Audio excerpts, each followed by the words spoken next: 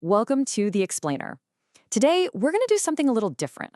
We're cracking open a historical cold case, really using ancient texts as our evidence to find what might just be the very first core message of Christianity. Okay, let's just dive right in.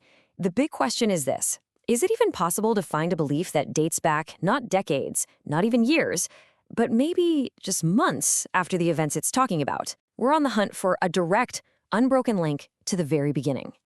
So, our first real clue pops up in a letter written around 55 AD by the Apostle Paul. And he starts with this very deliberate phrase, basically telling his audience, hey, listen up. What I'm about to tell you, this isn't my own stuff. I'm just the messenger here, passing along an official tradition that I was given way earlier. So, what exactly is this message that he supposedly received? And why are his specific words so important for our investigation? Let's break it down. Well, the message itself is this really compact 4-line summary. It's a creed, and it says that Christ died for our sins, he was buried, he was raised on the third day, and then, and this is key, he appeared to a specific list of eyewitnesses. This is the core belief that he claims he received. Now, this is where it gets really interesting. The language Paul uses here, peridoka and paralabon, isn't just casual. These were, for all intents and purposes, legal, technical terms in ancient Jewish culture. It was like saying, I'm passing on evidence in a chain of custody. He's signaling that this information is a sacred trust, passed down word for word, and he is absolutely forbidden from changing a single thing. Okay, so think about this. If Paul received this formal creed, that means it's got to be even older than his letter from 55 AD, right? The massive question is, how much older? So let's follow the evidence and rewind the clock. Amazingly, we can build a pretty solid timeline here. We start with his letter around 55 AD. We can then work backwards using other historical anchors, like something called the Gallio inscription, which helps confirm he was in the city of Corinth preaching this exact message around 51 AD. But the real key comes from Paul himself. He tells us that a few years after his conversion, he went to Jerusalem specifically to meet the eyewitnesses Peter and James. That meeting, which we can date to around 35 AD, is the moment historians are pretty sure he formally received this creed. And here's what's so wild about this. The scholarly consensus on this is, well, it's just remarkable. You almost never see this kind of agreement across the board. You have historians from all backgrounds, committed Christians, agnostics like Bart Ehrman, even highly skeptical scholars, and they all agree that this creed was being formulated and recited within just a few years and maybe even a matter of months of the events it describes. So that timeline is incredibly early. I mean, that's almost no time for a legend to develop. But how can we be absolutely sure that Paul didn't just write this himself and then, claim it was older? Well, it turns out the text itself holds the linguistic fingerprints. If you've ever read Paul's other writings, you know his style.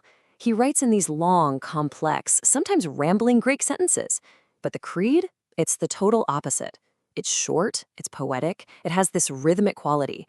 This structure is a dead giveaway for Semitic oral tradition. It's designed to be easily memorized and repeated, which is exactly what you'd need in a culture where most people couldn't read. Bottom line, it just doesn't sound like Paul wrote it. And there's more. We find what scholars call Aramaicisms. You can think of these as, well, linguistic fossils. They're little bits of the Aramaic language, which was the language Jesus and his earliest followers actually spoke in Jerusalem, that are perfectly preserved inside the Greek text.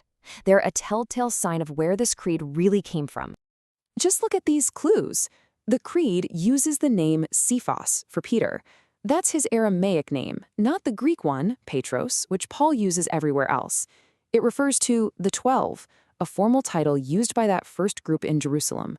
All of these linguistic fingerprints point directly back to an origin in the Aramaic-speaking church in Jerusalem, proving Paul is quoting an earlier source.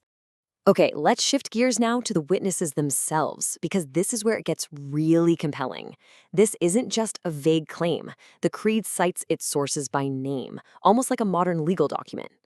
The list is so structured, it's not random. It starts with the key individual witness, Peter.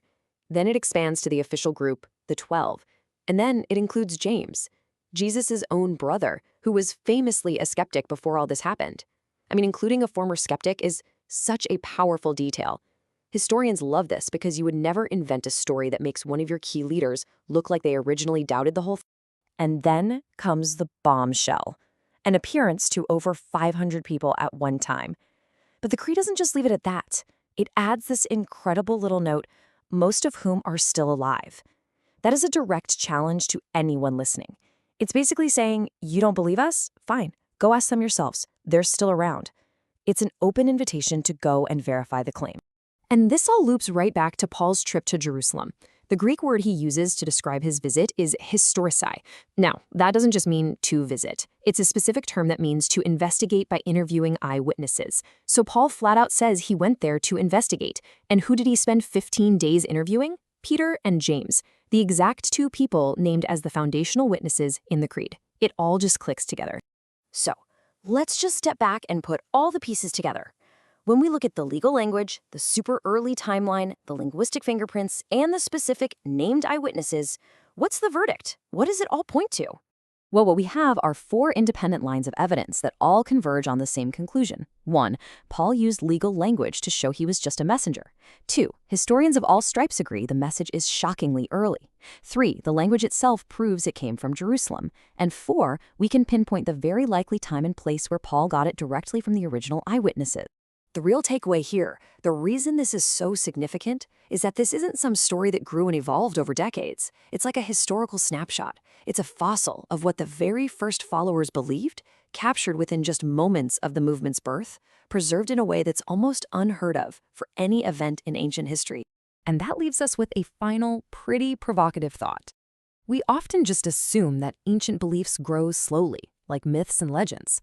But right here, we have the foundational claim of what would become the world's largest religion, crystallized into a formal creed and traceable directly to named eyewitnesses, all within months of the events themselves. How does that single fact challenge the way we think about how this whole thing really began?